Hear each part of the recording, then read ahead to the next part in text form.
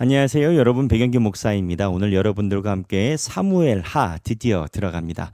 여러분 사무엘하에서 이야기하는 다윗의 모습은 사무엘상과 조금 다른 각도가 있습니다. 사무엘상에서 다윗의 모습은 광야에 있더라도 어떠한 환난과 어려움이 있더라도 비록 또 본인의 실수가 있다 하더라도 하나님을 의지하는 다윗의 모습이었습니다.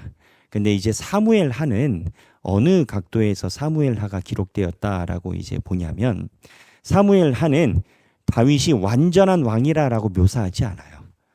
다윗이 뛰어난 왕이라라고 기록하는 데 목적을 두지 않아요. 그런데 다윗이 보이고 있는 어떤 모습에 집중을 하느냐? 순종과 회개입니다.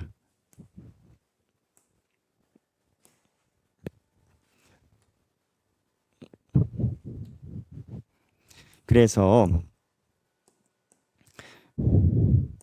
사무엘하는 왕이라라고 하면 하나님께 순종하고 결국 순종을 해야 회개가 나오는 거거든요.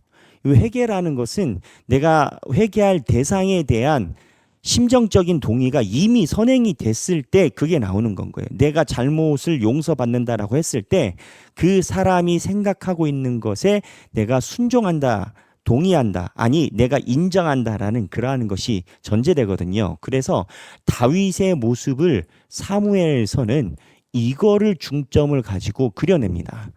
그러니까 다윗이 훌륭한 왕이다. 나라를 많이 정복했다. 여기저기 물리쳤다. 거기에 주안점이 있는 게 아니라 다윗의 주 모습, 하나님이 이뻐하시고 하나님이 다윗을 영원한 규례로 세우신 것은 다윗이 혹 잘못을 하고 혹 실수를 하는 일이 있더라도 하나님 말씀에 가장 순종하고 그리고 다시 돌이키는 그 능력, 그거를 사무엘서는 다윗을 가장 크게 평가합니다.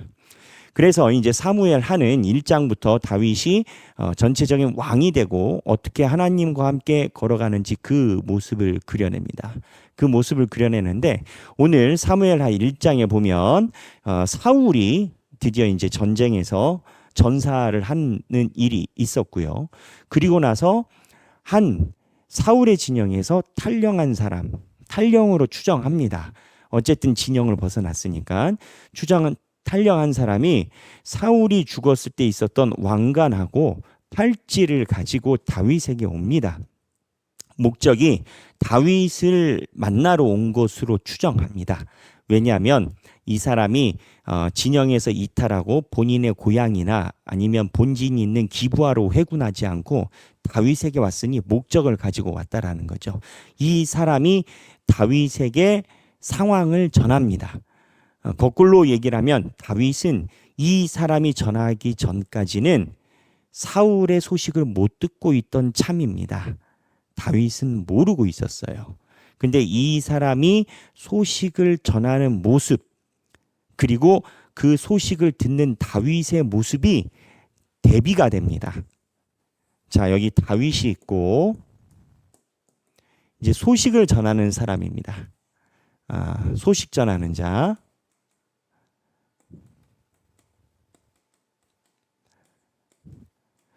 다윗이 있고 여기 소식을 전하는 자, 이렇게 두 개의 구조를 가지고 상반부에 이야기가 되는데 이 구성을 보고 우리가 이해하고 또 되새겨 봐야 되는 신앙의 모습이 있습니다. 오늘은 사무엘상 1장 1절에서부터 11절을 볼 건데요. 1장 1절에서 11절입니다.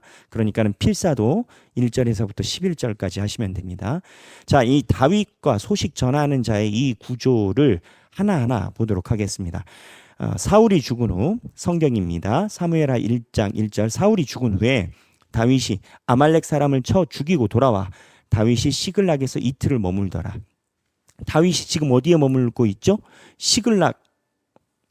시글락이라고 이야기를 하죠. 네, 시글락이 지난번에 나눠드린 지도에 보면은 다윗의 그 진영에서 맨 남쪽, 그러니까 블레셋의 남쪽에 있습니다. 지리상으로. 그 시글락에 다윗이 거하고 있을 때 어저께 무슨 일이 있었습니까? 아말렉 사람들에게 가족들을 다 뺏기고 다윗을 죽이려고 했는데 하나님이 다윗을 도우셔서 다윗이 모든 게 회복되는 사건이 시글락에서 있은 지 얼마 안 됐죠. 근데 2절입니다. 사흘째 되는 날에, 이게 사흘이 죽고 난 후 사흘 됐다라는 겁니다. 사흘째 되는 날에 한 사람이 사울의 진영에서 나왔는데 그의 옷은 찢어졌고 머리는 흙이 있더라. 그가 다윗에게 나와 땅에 엎드려 절하며 다윗이 그에게 묻되 너는 어디서 왔느냐. 이미 딱 행색을 보니까 사울의 진영인 줄 알았을 거예요. 그런데 물어봐요. 하니 대답하되 이스라엘 진영에서 도망하여 왔나이다. 아니라 다윗이 그에게 이르되 일이 어떻게 되었느냐. 너는 내게 말하라. 무슨 상황이냐 얘기를 해라. 그가 대답하되 군사가 전쟁 중에 도망하기도 하였고 무리 가운데 엎드려 죽은 자도 많았고 사울과 그의 아들 요나단도 죽었나이다. 자, 여기 보면 사울과 요나단이 죽었나이다가 다윗이 듣고 싶어하는 핵심인 줄 이 사람은 알고 온 겁니다. 그런데 그 앞에 서설이 있어요. 이거는 다 팩트이긴 해요. 군사가 전쟁 중에 도망하기도 하고 무리 가운데 엎드려 죽은 자도 많고 사울과 요나단이 죽었나이다. 이 과정은 지금 이 전령을 전하는 사람이 이스라엘 진영에서 도망하여 왔나이다라고 3절에 기술된 걸로 봐서는 자기가 탈영한 것을 다윗에게 변명하기 위해서 다른 사건을 먼저 이야기를 하고 사울과 요나단 이야기를 끝에 했었다라고 봅니다. 왜 이렇게 분석을 하느냐? 그 다음에 이 사람이 다윗에게 하는 보고가 의도성이 명백합니다. 그 의도성이 뭐냐? 사울을 내가 죽였고 당신이 사울과 사이 안 좋은 거 아니까 내가 당신의 신하로서 선대해 주기를 바란다. 이 목적을 가지고 온 건 거예요. 쉽게 얘기를 하면 갈아탄 거예요, 라인을. 그래서 다윗이 원하는 말을 하기 위해서, 그럼 다윗이 원하는 말을 하려고 하면 자기가 어쨌든 군인으로서 탈영한 건 중범죄니까 탈영한 거에 대한 변이 필요하지 않겠습니까? 그 변을 먼저 이야기를 한단 말이죠. 이야기를 하고 자기 상황을 이야기를 하는 건 거예요. 5절 다윗이 자기에게 알리는 청년에게 묻되 사울과 그의 아들 요나단이 죽은 줄을 네가 어떻게 아느냐. 이제 다윗은 한 번 더 확실히 물어보고 싶은 거예요. 그에게 알리는 청년이 이르되 내가 우연히 길보아 산에 올라가 보니 사울이 자기 창에 기대고 병거와 기병은 그를 급히 따르는데 사울이 뒤로 돌아 나를 보고 부르기로. 내가 우연히 봤는데 사울이 불렀다라는 거죠. 내가 대답하되 내가 여기 있나이다 한즉 내게 이르되 너는 누구냐. 누가요? 사울이. 너는 누구냐 하시기로 내가 그에게 대답하되 나는 아말렉 사람이니이다 한즉 또 내게 이르시되 내 목숨이 아직 내게 완전히 있으므로 내가 고통 중에 있나니 청하건대 너는 내 곁에 서서 나를 죽이라 하시기로. 자기를 죽이라라고 했다라는 거예요. 그럼 죽였을까요? 10절 그가 엎드러진 후에는 살 수 없는 줄을 내가 알고 그의 곁에 서서 죽였대요. 그의 머리에 있는 왕관과 팔에 있는 고리를 벗겨서 내 주께로 가져왔나이다. 죽이고 왔다라는 거예요. 이게 앞에 있는 사건 보고랑 다릅니다. 31장에 보면 어저께인데요. 사울이 자기의 칼을 뽑아서 그 위에 엎드려서 죽었다라고 그래요. 그래서 이 사람이 이야기한 팩트에 대해서 사울이 죽은 상황에 대해서 두 가지 보고가 있는 상황인 겁니다. 그럼 누구 말이 맞을까? 대부분의 성서학자들은 많은 연구와 고심 끝에 31장에 있었던 사실이 팩트고요. 여기에 있는 내용은 거짓으로 봅니다. 왜 거짓으로 봤느냐? 그 다음에 이 사람이 한 얘기가 그래요. 그가 엎드러진 후에 10절 살 수 없는 줄을 내가 알고 그의 곁에 서서 죽이고 그의 머리에 있는 왕관과 팔에 있는 고리를 벗겨서 내 주께로 가져왔나이다 하니라. 내 주가 누구예요? 내 주가 누구예요? 원래 사울의 군대잖아요. 내 주께로 갖고 왔나이다. 지금 누구 앞에 있어요? 다윗의 신하가 되겠다라는 거예요. 그래서 사울이 어떻게 죽었느냐라고 이야기를 할 때 성서학자들은 사울이 자기 칼에 엎드려져 죽은 걸로 어제 본문이 팩트고 여기는 다윗에게 전하는 사람이 거짓 보고를 한 것으로 봅니다. 그러니까 이 사람의 보고가 거짓과 팩트가 혼재되어 있는 거예요. 이에 다윗이 11절 자기 옷을 잡아 찢음에 함께 있는 모든 사람도 그리하고 이렇게 찢었어요. 찢었어요. 지금 이 사람이 다윗에게 와가지고 하는 보고가 있어요. 근데 그 보고를 듣고 다윗이 옷을 찢었대요. 옷을 왜 찢었을까요? 슬펐다라는 거예요. 이 사람이 다윗에게 왜 자기가 오보해서 거짓말을 섞어서 부풀려 가지고 이야기를 했을까요? 추정한 거예요.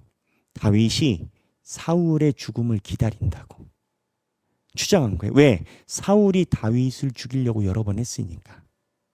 그래서 이 소식 전하는 사람의 과오는 자, 실수는 이 소식 전하는 사람의 실수는 뭐였냐? 다윗을 제대로 알지 못했다요.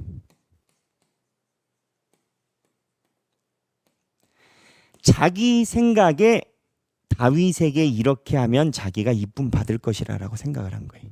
다윗을 모르는 거예요. 다윗에 대해서 정확하게 모르는 거예요. 다윗은요, 슬픔이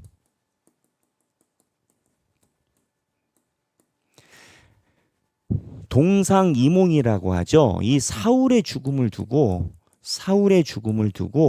지금 소식 전하는 자가 상상하는 상과 다윗이 지금 슬퍼하는 상이 아예 다릅니다. 무엇을 이야기할 수 있을까요, 여러분? 예수 잘 믿어야 돼. 그리고 예수를 잘 믿으려면, 하나님을 잘 따르려면 하나님이 원하시는 바가 뭔지 정확하게 알아야 돼. 그러려면 어떻게 해요? 하나님께 가까이 가는 것이 선행이 되어야 돼요. 하나님을 만나보지도 않았는데 하나님이 원하시는 게 무엇일 것이다라고 넘겨짚어서 추정해서 하는 것은 이와 같은 그림을 만들어내요. 교회에도 그런 경우가 있어요. 내가 이렇게 하면 하나님께서 기뻐하실 거다라고 추정을 해요. 내가 이렇게 해서 하자고 해서 이게 성공하면 하나님께서 기뻐하실 거다라고 추정을 해요. 추정하는 사람들의 특징이 있습니다. 하나님을 알기 위해 말씀과 기도로 가까이 가지 않습니다. 하나님의 뜻을 물어보고 하나님의 귀에 청종하기 위해서 말씀과 기도로 가까이 하지 않습니다. 그래서 하나님께서 나에게 보여주고 싶은 하나님의 모습이 있고 내가 추정하는 모습 두 가지가 동행해 있다라는 겁니다. 그러니까 이 그림을 보면 하나님이 다윗의 속마음처럼 이거를 봐야겠다라고 하나님의 본 모습을 보여주시는 게 있고 우리가 넘겨짚어서 추정하는 게 있어요. 생각하기 내가 원하는 상이 아니고 원하는 추정이 아니고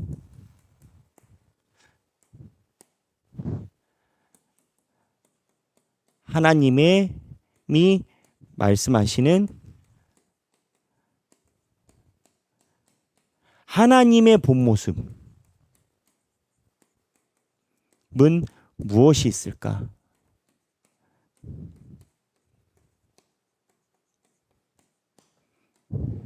이걸 한번 나눠보시면 좋겠어요.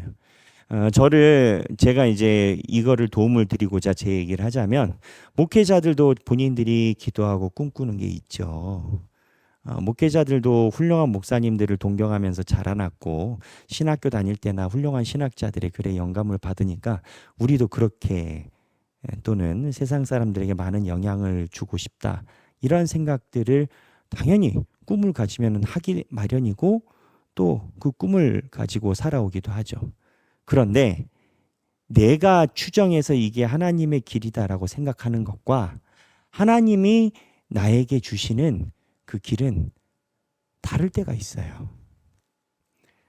내가 이렇게 돼서 멋지게 이렇게 신앙인으로 살아가야지 라는 것과 하나님이 나에게 음성으로 들려주시는 배경기야 너는 이렇게 살아야 돼 라고 해주시는 게 다를 수가 있어요. 이게 하나님의 음성을 그래야 이렇게 소식 전하는 자처럼 넘겨짚기로 과오를 행하지 않아요. 오늘 생각하기 내가 원하는 추정이 아니고 하나님이 말씀하시는 하나님이 나에게 얘기하시는 본 모습 무엇이 있을까? 지금 나에게 원하시는 본 모습 무엇이 있을까? 나누시는 귀한 시간 되면 좋겠습니다. 오늘 행복한 성경 읽기 되시길 바랍니다. 감사합니다.